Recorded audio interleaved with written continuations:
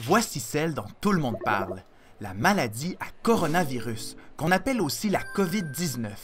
Si tu regardes bien cette image grossie au microscope, tu remarques que la cellule semble porter des petites couronnes. C'est ce qui a inspiré son nom, corona, qui veut dire couronne en latin. Mais pourquoi on dit aussi COVID? En fait, c'est une abréviation. Co pour corona, vi pour virus et D pour disease, qui veut dire maladie en anglais. La COVID-19, ça ressemble à une grippe. La plupart des gens qui l'attrapent font de la fièvre, toussent et sont fatigués. Les médecins nous disent que les enfants qui ont le coronavirus ne sont pas très malades. Mais t'as sans doute entendu parler de gens qui en sont morts, et ça doit t'inquiéter un peu, hein?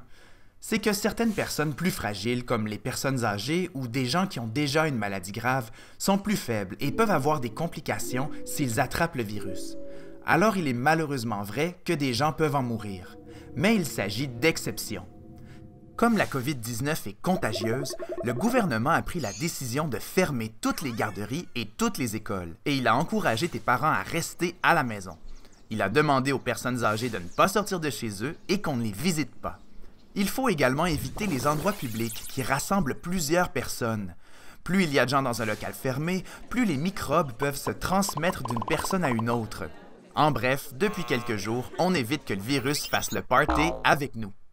Bon, tout ça, ça peut faire peur. C'est normal. Mais rassure-toi en te disant qu'au Québec, on a agi très rapidement et toutes ces mesures-là visent à nous protéger. Surtout, il faut que tu saches que toi aussi, tu peux lutter contre la COVID-19. En te lavant les mains souvent avec de l'eau et du savon, en toussant dans le creux de ton coude et en essayant de ne pas toucher ton visage ou celui des autres. Et tu peux aussi devenir membre de l'escouade antivirus. Comment?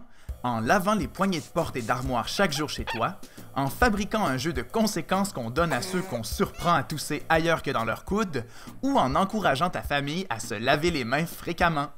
Et surtout, n'oublie pas que ton boulot à toi, ce n'est pas de t'inquiéter. Il y a plein de gens qui sont là pour nous aider, nous protéger et nous guérir si on attrape le virus. Il faut rester calme, se laver les mains et s'amuser quand même.